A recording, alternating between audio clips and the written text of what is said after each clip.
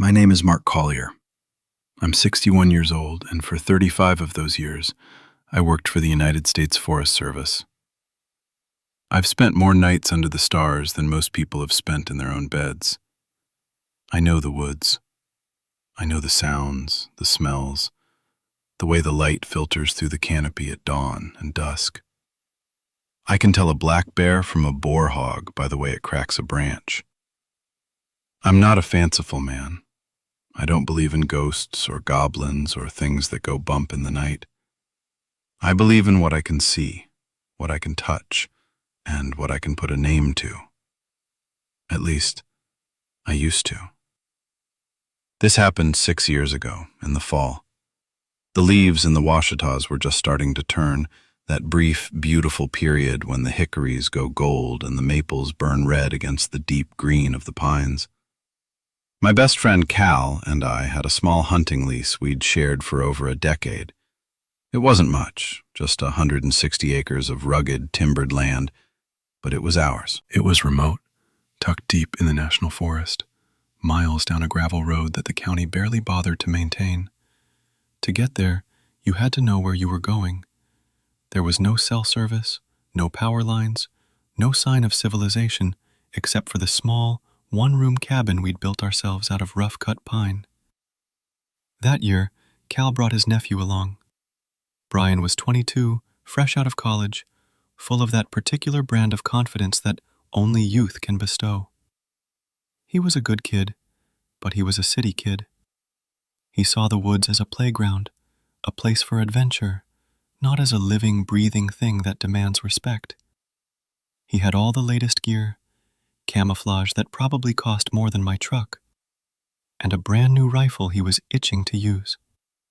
He cracked jokes, played music too loud on a little portable speaker, and generally treated the trip like a weekend party.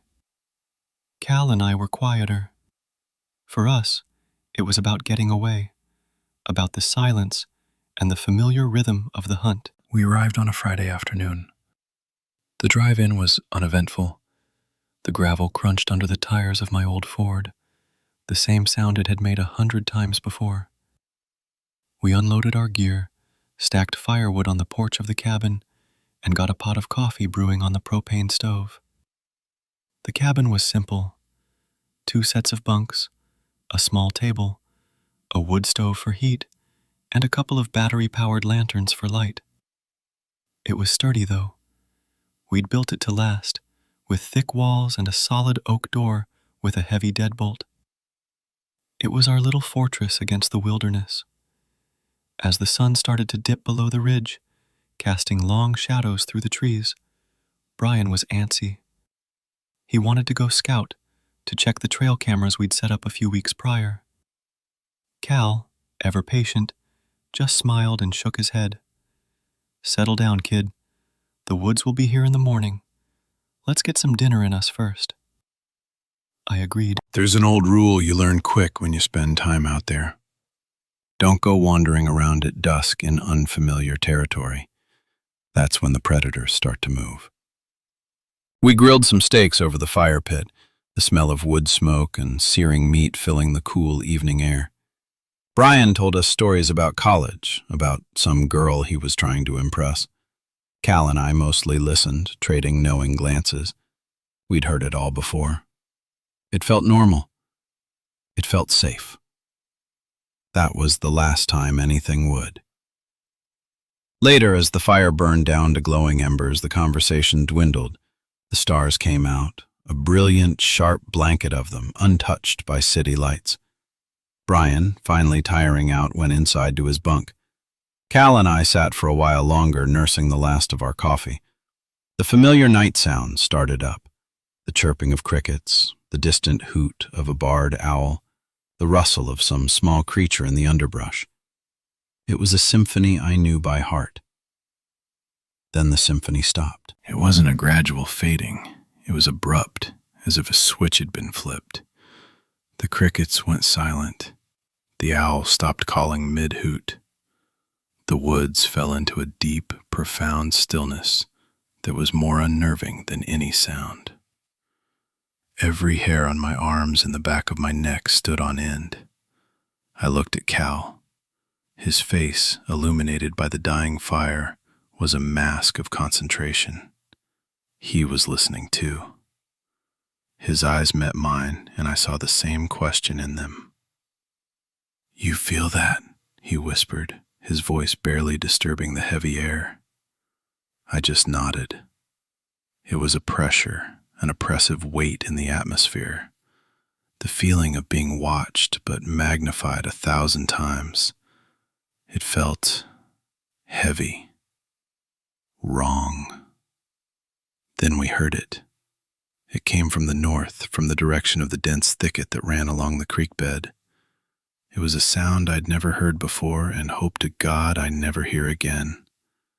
It wasn't a growl, not a howl. It was a deep, guttural sound, something between a cough and a bark, but it had a resonant quality, a chest-rattling power that spoke of immense size and lung capacity.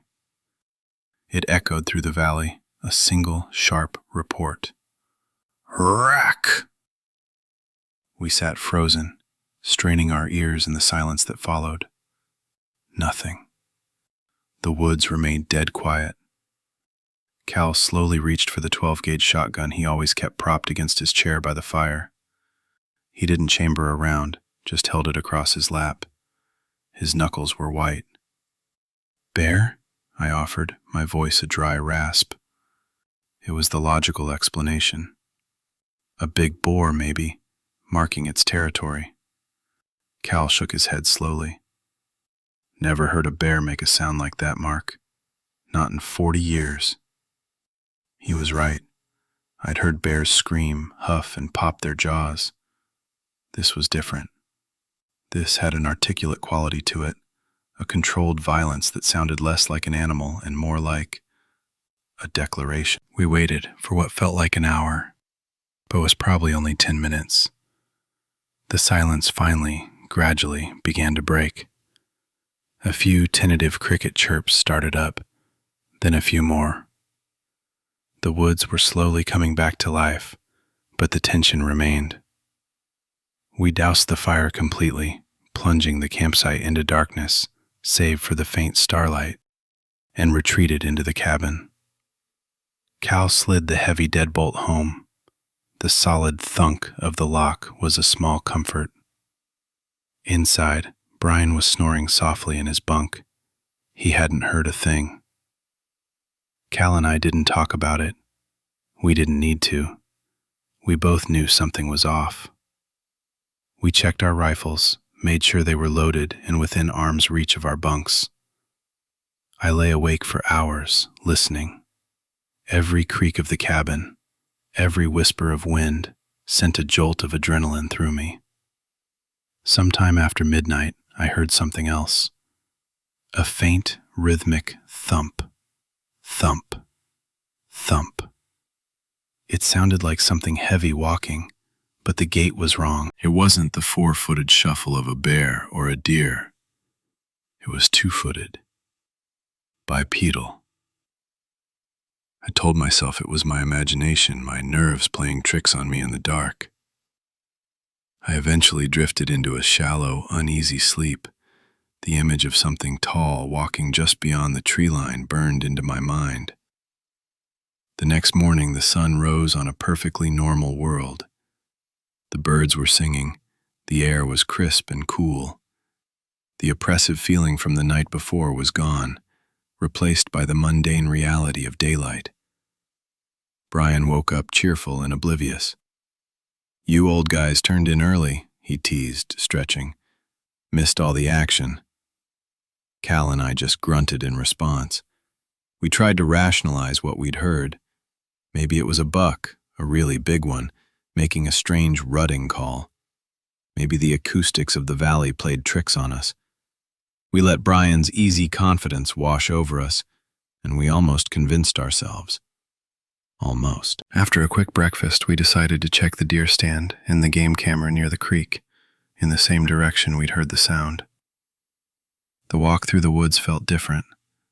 I found myself scanning the trees, looking for movement, my hand never far from the pistol on my hip. Cal was the same. his head on a constant swivel. Brian, however, bounded ahead, snapping twigs and talking loudly, oblivious to the quiet tension that hung between Cal and me. We found the deer stand first, or what was left of it. It was a sturdy two-man ladder stand, bolted to a massive oak tree about 15 feet off the ground. The stand itself was twisted, the metal platform bent at an impossible angle. Two of the steel ladder rungs were bent downwards, as if something incredibly heavy had tried to climb it and failed, or had simply grabbed them and pulled. But the most disturbing thing was the tree itself. Starting about 7 feet up and going to about 10 feet, the bark was shredded. Deep gouges, 4 of them, were torn into the trunk. They were parallel and far too wide and deep to be a bear. A bear's claw marks are distinct. They curve and are generally closer together. These looked like something had raked the tree with a garden cultivator made of knives. Brian's joking demeanor vanished. He ran a hand over the splintered wood. What the hell did this? A bear couldn't do this. No, Cal said, his voice grim. No bear did this. He pointed to the base of the tree. There in the soft earth was a track. It was huge, at least 16 inches long. It was canine in shape, like a wolf or a coyote print. But it was also wrong. The proportions were off. It was too long, too narrow, and there was a distinct impression of a heel pad, like a human foot. And it was a single track. We searched the area in a wide circle. We found no other impressions, no sign of a four-legged animal, just the one massive bipedal track pressed deep into the dirt, as if a creature had stood there on 2 legs and vented its rage on the tree. We moved on towards the game camera, a growing sense of dread settling in my stomach. The camera was mounted on a tree overlooking a small clearing where we'd put out a salt lick. As we got closer, the smell hit us. It was the coppery, sickeningly sweet scent of blood. A lot of it. The camera was gone. The tree it had been strapped to had the same deep, parallel gouges as the one by the stand. And in the center of the clearing was the reason for the smell. It was a doe. Or it had been. It was utterly destroyed. It wasn't the work of a predator. Predators are efficient. They kill, they eat, they drag the carcass off. This was different. This was carnage. The deer had been torn in half. Its legs were ripped from their sockets, scattered around the clearing. The head was 20 feet away, wedged in the fork of a small sapling, its dead eyes staring at nothing. It was an act of ferocious, explosive violence, far beyond what any known predator in North America was capable of. It was a display, a warning. "We need to leave," I said, the words coming out before I even realized I was speaking. "Now." Cal nodded, his face pale. "Get the cards from the other cameras. We'll pack up and get out of here." Brian was silent, his youthful bravado completely gone, replaced by a wide-eyed fear that I recognized all too well. He was finally understanding that the woods were not a playground. He just fumbled with his pack, pulling out the small device to read the SD cards from our other cameras. We had 2 more further up the ridge. We collected them quickly, not wanting to linger. Back at the cabin, the mood was frantic and quiet.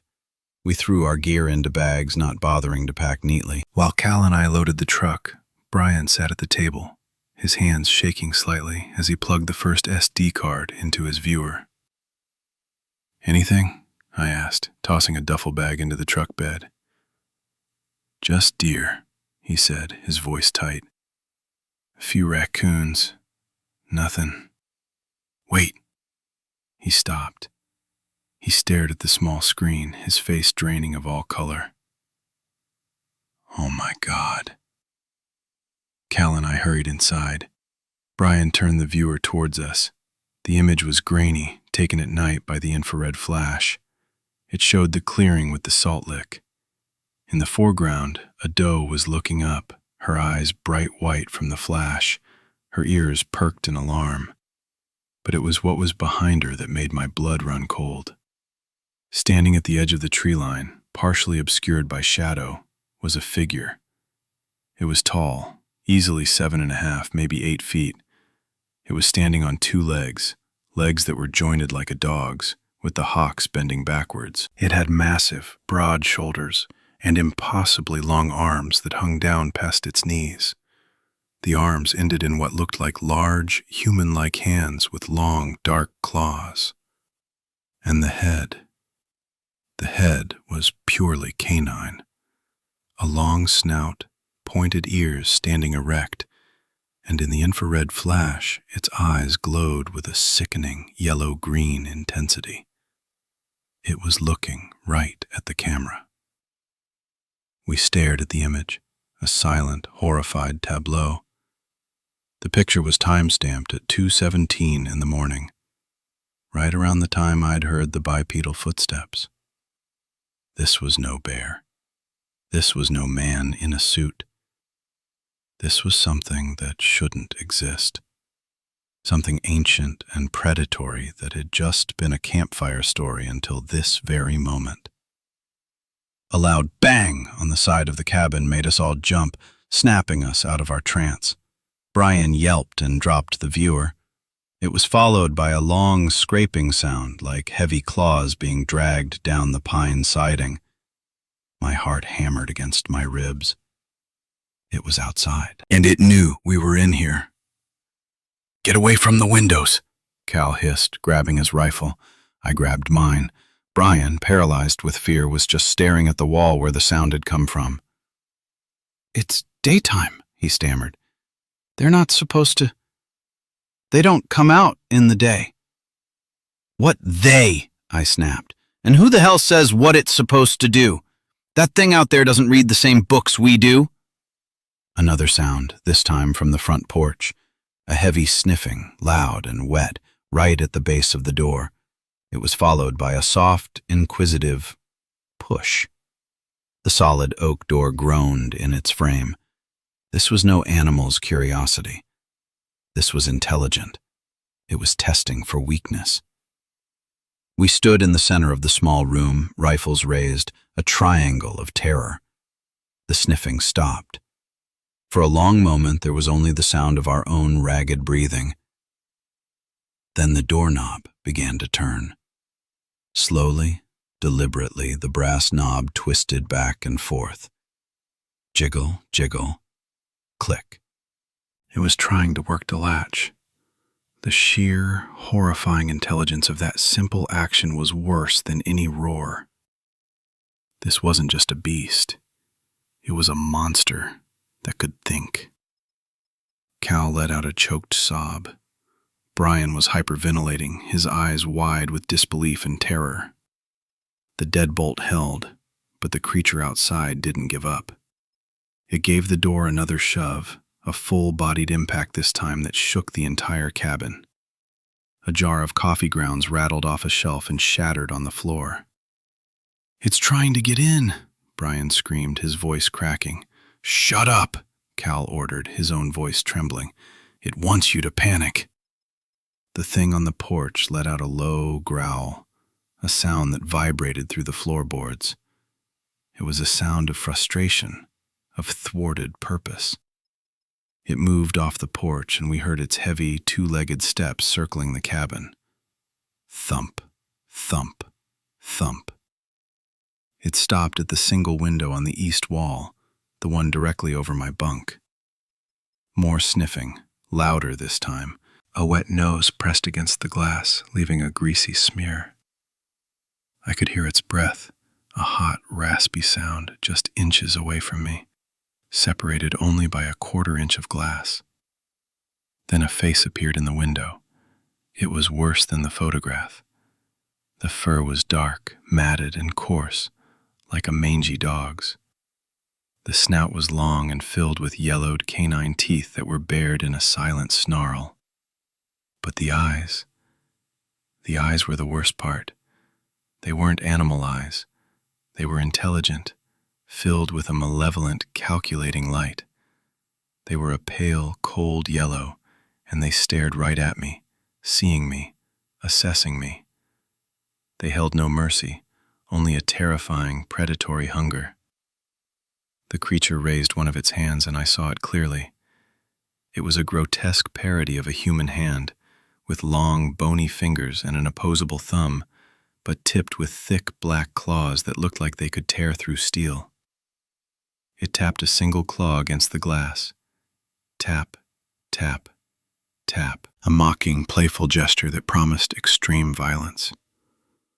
I recoiled from the window as if I'd been burned, stumbling backwards and falling over a duffel bag. The creature seemed to enjoy my reaction. It let out another of those guttural bark laughs. Then it was gone. We heard it moving away from the cabin, its heavy footfalls fading back into the woods. We stayed frozen for what felt like an eternity. Brian was weeping openly now, curled up in a corner.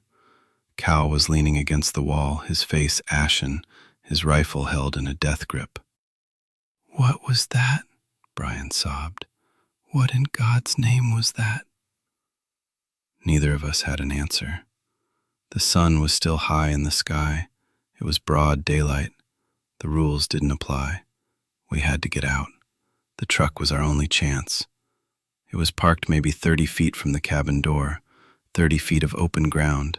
It might as well have been 30 miles. "Okay," Cal said, his voice finding a sliver of its old authority. "Okay, we're not going to die here. Mark, you have the keys. Brian, you get in the back seat. I'll cover you from the doorway. As soon as you're in, Mark, you start that engine and don't stop for anything. You got it?" I nodded, my throat too tight to speak. Brian just whimpered. "Brian," Cal's voice was sharp as a whip. "Look at me. Pull yourself together. We move on 3. You run straight for the passenger side door. Don't look back. Do you understand me?" Brian nodded numbly, wiping his face with the sleeve of his expensive jacket. 1, Cal began, his hand on the deadbolt. My heart felt like it was going to explode. 2. He took a deep breath, his eyes locking with mine. A lifetime of friendship passed between us in that single glance. 3. Cal threw the door open. The bright sunlight was blinding. He stepped into the doorway, raising his shotgun. I grabbed Brian by the arm and shoved him forward. "Go! Go now!" We burst out of the cabin. The air was still. The woods were silent. For a terrifying second, I thought it was gone. Maybe it had just been trying to scare us. Maybe we were safe. Then it came from the side, from behind the woodpile. It moved with a speed that was impossible for something so large. It wasn't running, it was loping, covering the ground in huge, powerful strides. It was a blur of dark fur and malice. It wasn't going for me or Brian. It was going for Cal. Cal saw it. He got one shot off. The roar of the 12 gauge was deafening. The buckshot hit the creature square in the chest, staggering it. It let out a roar of pain and fury, a sound that ripped through the air and shook the very ground. But it didn't go down. It barely even slowed. It crashed into Cal, and the two of them went down in a terrible, thrashing heap. I heard the sickening crack of bone. I heard Cal scream, a sound that was cut off with a wet gurgle. "Get in the truck," I screamed at Brian, who was frozen in place, staring at the horrific scene. I shoved him hard towards the passenger door. He stumbled, then scrambled inside. I sprinted for the driver's side, fumbling with the keys. My hands were shaking so badly I could barely fit the key in the lock. The creature was on top of Cal, its long arms rising and falling, the sound of tearing flesh and fabric filling the air. It was over in seconds. The key finally slid into the ignition. I twisted it. The engine sputtered, coughed, and died. "No, no, no," I chanted, my voice a desperate prayer. I tried again. The engine turned over, caught, and roared to life. The creature looked up from Cal's body. Its muzzle was slick with blood. Its pale yellow eyes, burning with an unholy fire, locked onto mine through the windshield. It let Cal's broken form fall to the ground and started towards the truck. I threw the truck into reverse, stomping on the gas. The tires spun on the gravel, then gripped. We shot backwards. The creature lunged, its claws scraping down the side of the truck with a sound like metal being torn apart. It was fast, unbelievably fast. I cranked the wheel, slammed the gearshift into drive, and floored it. The truck fishtailed, spraying gravel and dirt, and rocketed down the narrow track that served as our road. I risked a glance in the rearview mirror. It was behind us. It was running on two legs, its long arms pumping, its powerful, dog-like legs eating up the ground. It was keeping pace with the truck. We were doing 30, then 40 miles an hour on a road that was barely safe at 15, and it was right there, just off our bumper. "It's still there!" Brian shrieked from the passenger seat. "It's right there!" I didn't need him to tell me. I could see it in the side mirror, a dark shape of impossible speed, relentlessly closing the distance. The road took a sharp curve. I fought the wheel, the tires screaming in protest. As we straightened out, it made its move. It veered into the woods alongside the road, using the trees as cover. For a moment, it was gone. I allowed myself a sliver of hope. The hope died when it burst from the trees ahead of us and to the side. It leaped a tremendous, gravity-defying bound and landed on the hood of the truck with a deafening crash of metal and shattering glass. The windshield spiderwebbed. The front of the truck sagged under its immense weight. Its face was inches from mine, separated only by the fractured safety glass. It roared, spraying a mist of saliva and blood across the windshield. Its yellow eyes were blazing with hate. Brian was screaming, a high, thin sound of pure animal terror. The creature raised a clawed hand and smashed it through the passenger side of the windshield. Glass exploded inwards. Brian threw his arms up to protect his face. The creature's long, sinewy arm snaked into the cab. It grabbed Brian by the shoulder of his expensive jacket. I reacted without thinking. I grabbed the heavy steel maglite from the console and swung it as hard as I could, smashing it into the creature's forearm. There was a wet crunch, and the creature howled in pain, its arm retracting from the cab. It glared at me, its lips peeled back from its teeth in a terrifying snarl. It was distracted, if only for a second. I stomped on the brakes and simultaneously swerved the wheel hard to the right. The truck skidded violently, heading directly for a large pine tree at the side of the road. The creature, caught off balance on the hood, tried to leap clear. It was too late. The front of the truck slammed into the tree with a sickening boom. The impact threw me against the steering wheel. The airbags deployed with a violent punch. The creature was catapulted from the hood, hitting the tree and then tumbling into the dense undergrowth. The cab was filled with smoke and the smell of burnt powder from the airbags. Brian was gasping, bleeding from a dozen small cuts from the shattered glass. The engine had stalled. I ignored the searing pain in my chest and turned the key. It started. The front of the truck was crumpled, one headlight was gone, and the hood was bent into a V shape. But it was running. I threw it in reverse, backed away from the tree, and then put it in drive again. I didn't wait to see if the creature was getting up. I drove. I kept my foot pressed to the floor. The truck rattled and groaned, protesting the abuse, but it kept going. Every shadow, every tree looked like the monster preparing to leap. Brian was in shock, muttering to himself, staring blankly ahead.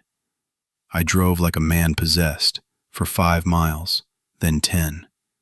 The gravel road seemed to stretch on into infinity. I didn't slow down, not even for the hairpin turns.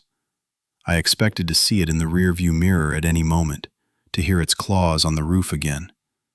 But there was nothing. Finally, after what felt like a lifetime, The gravel gave way to cracked asphalt. I saw a green highway sign. Civilization.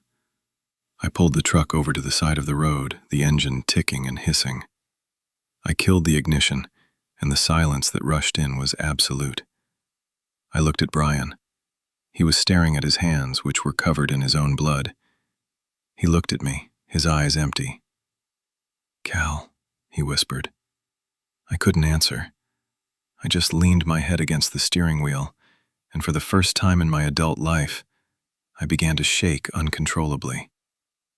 It took me a while to compose myself enough to drive again. I drove another 10 miles until I found a gas station with a payphone. My cell phone, of course, was useless. I called 911. Trying to explain what happened to the dispatcher was a nightmare. I sounded like a lunatic. "A hunting trip, an attack. My friend is dead. My nephew is hurt. No, not a bear. Something else." I could hear the skepticism in her voice, but she sent a sheriff's deputy and an ambulance. They found us on the side of the road, sitting in the battered, blood-spattered truck. The paramedics checked Brian over. He was in shock, had a mild concussion and superficial cuts, but was otherwise physically unharmed. They wanted to take him to the hospital. He refused to be separated from me. The deputy who arrived was young, no older than Brian. He looked at the truck, at us, and his expression was a mixture of pity and disbelief. I told him the story. I left nothing out. The sounds, the tracks, the destroyed deer, the picture on the camera, the siege on the cabin, the creature's face, the attack, the chase. I watched his eyes glaze over. He was polite, professional, but he wasn't hearing me. He was hearing the ravings of a traumatized old man. When I finished, he just nodded slowly. "Okay, Mr. Collier," he said in a tone you'd use with a frightened child. "Let's get you and your nephew into town. We'll get a search party out for your friend first thing in the morning." They took us to the county sheriff's office, a drab cinder block building that smelled of stale coffee and disinfectant. We spent hours there, giving separate statements. They asked me the same questions over and over. "Are you sure it wasn't a bear? Had you been drinking? Are there any illegal substances at your camp?" They were building a narrative, and I wasn't in it. My story was an inconvenience. The next day they found what was left of Cal. The official report stated he was killed by a black bear, a large, unusually aggressive one. They found bear tracks and hair at the scene, they said. I knew it was a lie. They found what they wanted to find. They explained the damage to the truck as me hitting a deer and then a tree in my panic. The game camera with the photo on it was, conveniently, never recovered. They said it was probably destroyed in the animal attack. My story was officially filed away as the product of extreme psychological trauma. I was a wreck, but I wasn't crazy. I knew what I saw. A few days later, after the funeral, I was getting ready to leave town when an older deputy approached me in the parking lot of my motel. He was close to retirement, his face a roadmap of wrinkles, his uniform sagging a bit. He wasn't on the case, but he'd heard about it. "Mr. Collier," he said, his voice low. He didn't offer a handshake. "I read your statement." I braced myself for more pity, more skepticism. "And?" He looked around the empty parking lot, then met my eyes. His gaze was steady and serious. "I've worked this county for 38 years. People go missing in those woods. Hunters, hikers. Most times we find them. Sometimes we don't. And sometimes we find them in pieces. And the official report says it was a bear or a mountain lion." He paused, letting the words hang in the air. "You ain't the first person to come out of that forest talking about seeing something that shouldn't exist. Something tall, on 2 legs, with the head of a dog." A cold dread, but also a strange sense of validation washed over me. I wasn't alone. I wasn't crazy. "The official report will always say it was a bear," he continued, his voice barely a whisper. It's cleaner that way. It keeps people from panicking. It keeps the tourists coming. My advice to you? You sell that lease. You don't ever go back into those woods. You hear me? Some things are best left alone. He gave me a final somber nod, then turned and walked away, leaving me standing there by my ruined truck with the terrible, undeniable truth. That was 6 years ago. I did what he said. I sold the lease. I sold my truck. I sold every firearm I owned. I couldn't stand to look at them. They were a reminder of how useless they were, how utterly outmatched we had been. I moved away from Arkansas, away from the mountains, away from the woods. I live in a suburb now, surrounded by manicured lawns and concrete. The wildest thing I see is a squirrel on the telephone wire. But I never escaped it, not really. I have nightmares every night. I see Cal's face in that last moment. I see those pale, yellow eyes staring at me through the shattered windshield. I see Brian's empty stare. He never really recovered. He dropped out of school, drifted for a few years, and I heard he has a hard time holding a job. We don't talk. I think seeing me is too much of a reminder. I don't blame him. I carry the guilt of that day like a physical weight. I survived. Why me? I was the driver. I was supposed to protect them. I've spent years since then on the internet, in the dead of night when I can't sleep. I've found the stories, hundreds of them, from all over the country, all over the world. People describing the same creature, a tall, bipedal canine, intelligent, malevolent, and impossibly strong. They call it Dogman. Most people laugh it off as a myth, a modern folktale. But I know better. I know it's real. I have the scars, both inside and out, to prove it. I'm telling this story because I have to.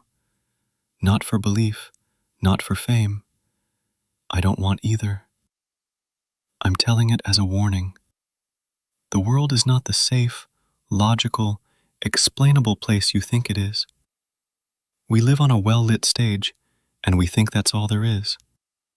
But beyond the lights, in the deep, dark woods, ancient things still walk. Things we have forgotten, but which have not forgotten us. They watch, and they wait. So if you ever find yourself deep in the wilderness, and the woods suddenly go silent, don't try to rationalize it. Don't be brave. Don't be a fool. Run.